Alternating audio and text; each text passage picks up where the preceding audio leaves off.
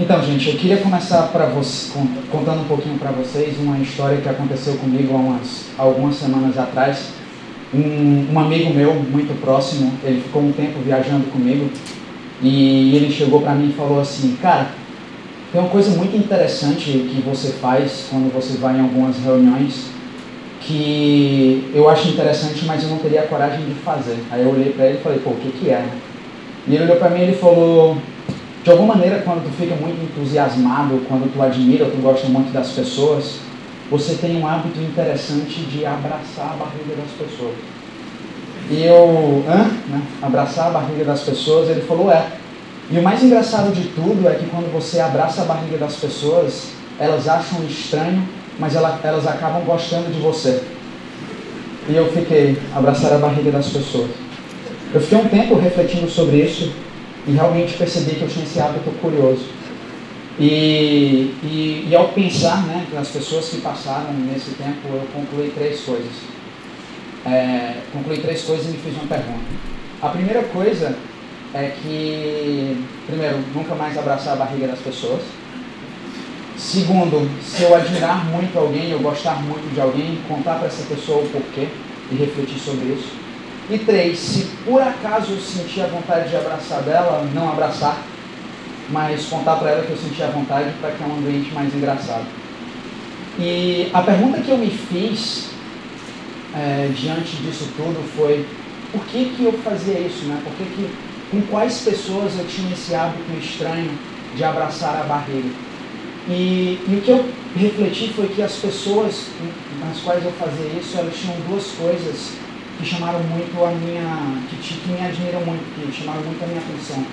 A primeira era uma vontade incansável por aprender, e a segunda é uma vontade de sonhar o tempo inteiro. Então, sonhar e aprender são as coisas que essas pessoas tinham que chamavam muito a minha atenção. E, coincidentemente, nos últimos quase 10 anos trabalhando com educação e com empreendedorismo, essas duas coisas são as coisas nas quais eu mais dedico o meu pensamento. E o que eu queria compartilhar com vocês é, depois de ter a oportunidade de trabalhar de viver e de ganhar conselhos de pessoas que eu admiro, três coisas. A primeira coisa é compartilhar para vocês um pouco da história da humanidade e de como que a gente pode enxergar a nossa história por meio de ciclos de aprendizado e por meio de ciclos de sonhos. A segunda coisa é fazer uma sugestão de um frame que, a partir desses ciclos e da história da humanidade, a gente pode aplicar a gente. É um frame que a gente vem usando muito dentro dos lugares que a gente passa, desde escolas até empresas e outros lugares.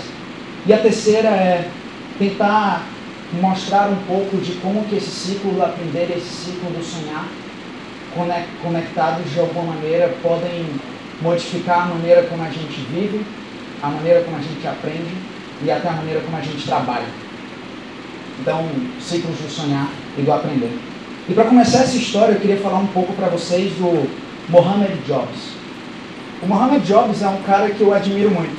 Para quem não conhece, o Mohamed Yunus, ele é o fundador do Grameen Bank, um banco em Bangladesh que dá microcrédito para pessoas de extrema baixa renda. Ele ganhou o Nobel da Paz em 2006.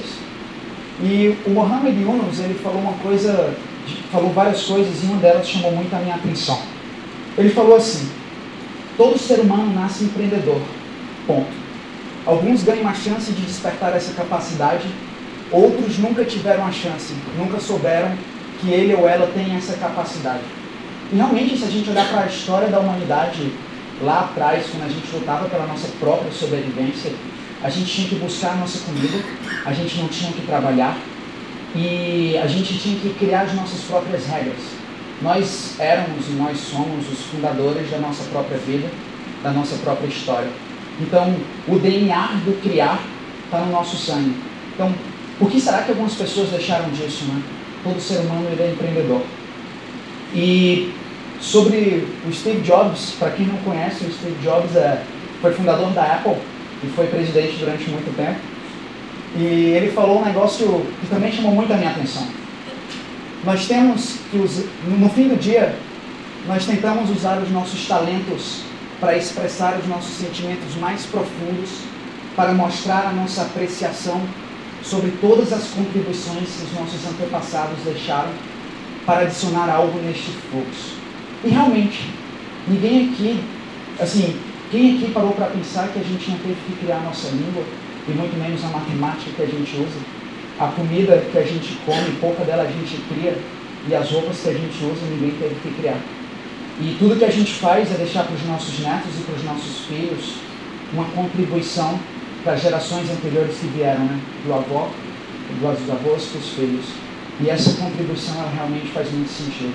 E quando a gente olha para a história da humanidade, a gente percebe que todas as inovações que foram surgindo e foram fazendo transformações muito grandes diante da nossa espécie, na raça humana, elas começaram muito pequenininhas, desde a descoberta do fogo, até a linguagem, até o papel, o primeiro computador, os nossos celulares que hoje fazem parte da nossa vida. Se a gente olhar para a história da humanidade, esses ciclos de inovação, eles vêm ficando cada vez mais curtos, ou seja, a velocidade com que a raça humana aprende, a velocidade com que a raça humana sonha em criar novas coisas, vem ficando cada vez maior. E esses ciclos cada vez mais curtos, ou seja, ciclos que mudam a maneira como a gente vive, a maneira como a gente trabalha, a maneira como a gente aprende. E quando a gente se aproxima desse ciclo e a gente olha cada degrau, cada ponto entre uma grande descoberta e uma grande transformação na sociedade, a gente passa por um grande momento do aprender e depois por um grande momento de sonhar, porque a gente vai dando saltos. Saltos em que a gente tem um momento de aprender, um momento de sonhar, um momento de aprender e um momento de sonhar. E o mais maluco por trás disso tudo é que nessas transformações os paradigmas eles mudam, né? Quantas vezes a gente andou de cavalo, não faz tanto tempo que o carro surgiu, e quem aqui hoje tem uma enciclopédia em casa, a gente usa o Google. E nessas transformações de aprender e sonhar, a reflexão que fica é se os ciclos estão reduzindo, os ciclos dos nossos sonhos, os ciclos dos nossos aprendizados também estão reduzindo. E isso gera um grande impacto na maneira como a gente se comporta no nosso dia a dia, na maneira como a gente se comporta diante da sociedade. E o frame que eu gostaria de sugerir para vocês, ele é um frame bem simples. Ele é um frame que passa por um grande ciclo do sonhar que a raça humana seguiu e por vários microciclos de aprender. Dentro de cada grande sonho existe uma grande jornada de aprendizado. E a pergunta que fica para cada um de cada um de vocês é: hoje e amanhã, qual é o seu sonho? Você acredita nesse sonho? Sim. O que você está fazendo para chegar lá? E porque não adianta de nada você ter um sonho se você não acredita nele, se você não está fazendo nada para chegar lá. Isso não é um sonho, muito menos seu, né? Porque quando o sonho é nosso, a gente persegue ele de qualquer maneira. E sempre que a gente segue esse ciclo, existe um gatilho que faz a gente lembrar o que acontece dentro de um ponto para outro ponto. Que é o que a gente chama, aplicando várias vezes, de pequena vitória. E a pequena vitória ela é importante para a gente lembrar o seguinte: sempre que você sonha alguma coisa, você acredita em alguma coisa e você sai fazendo, existe um caminho muito árduo e muito duro entre o seu sonho e a sua pequena vitória. Esse caminho aqui, praticamente você sobe várias montanhas e cai, você tenta de novo, e no meio do caminho algumas pessoas desistem. A pequena vitória ela é importante porque você tem que lembrar que às vezes o seu sonho mudou, ou às vezes o seu sonho ficou maior, ou às vezes você chegou mais perto desse sonho.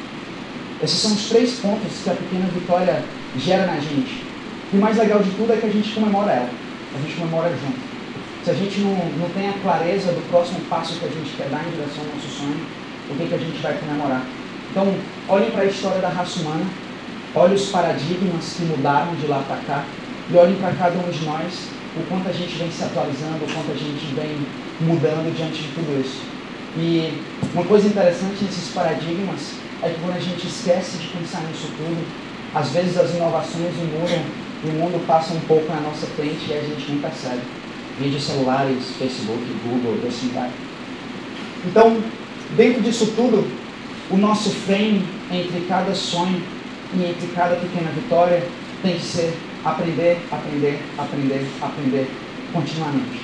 Se a gente para de aprender, a gente não corre esse caminho é duro. E se a gente não tem o mindset, a vontade de aprender, a gente acaba desistindo no meio do caminho e no fim do dia é um grande aprendizado em direção ao seu sonho. Existe uma pesquisadora que eu admiro muito, ela estuda psicologia da aprendizagem, ela é professora de Stanford, chama Carol Dweck. Ela tem uns livros bem legais e ela fala assim: a paixão por aprender e não a aprovação da sociedade. Ela tem um estudo que ela faz em paper, em que ela faz uma seguinte análise. Ela deu uma aula para um grupo de crianças e para esse grupo de crianças ela propôs um desafio. As crianças resolveram o desafio e ela ensinou todas elas sobre esse desafio.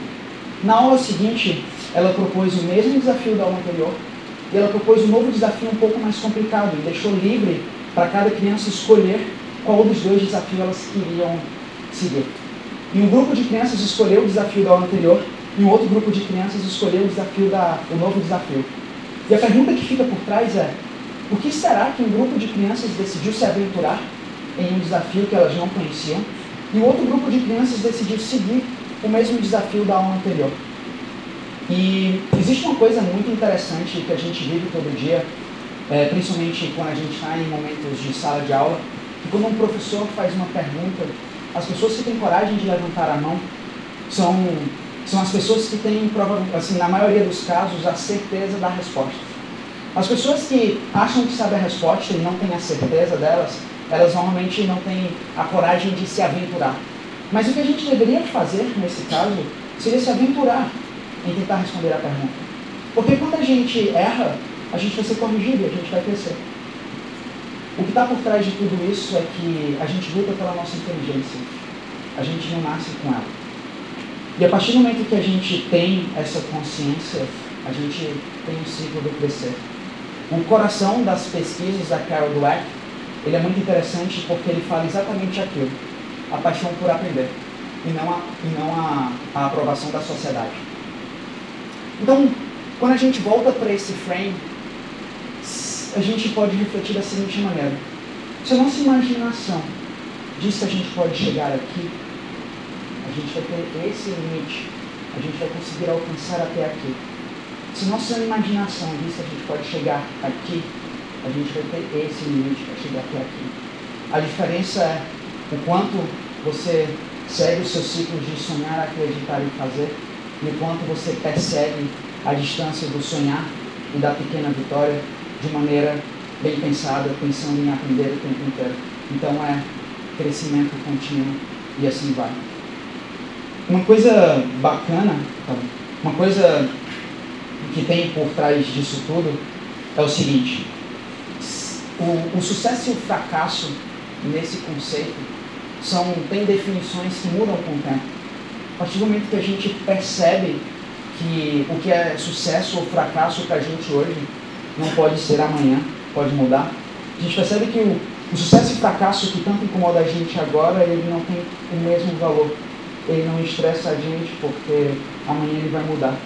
Já pararam para pensar quando você está no trabalho perseguindo um certo sucesso e você tem uma filhinha, você vai se preocupar mais com o quê? Com o seu trabalho ou com a sua filha?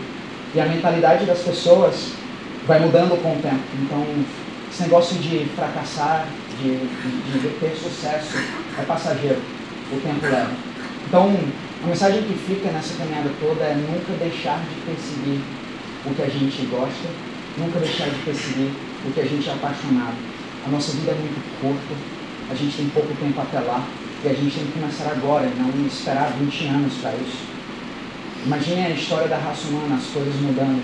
Se a gente não se adapta, a gente vai acabar ficando para trás. Se a gente não segue o que a gente acredita, a gente vai acabar nem percebendo que as inovações, os ciclos reduziram e tudo passou. Então, sonhar e aprender. Sonhar e aprender são os dois grandes pilares de tudo que é importante para a gente.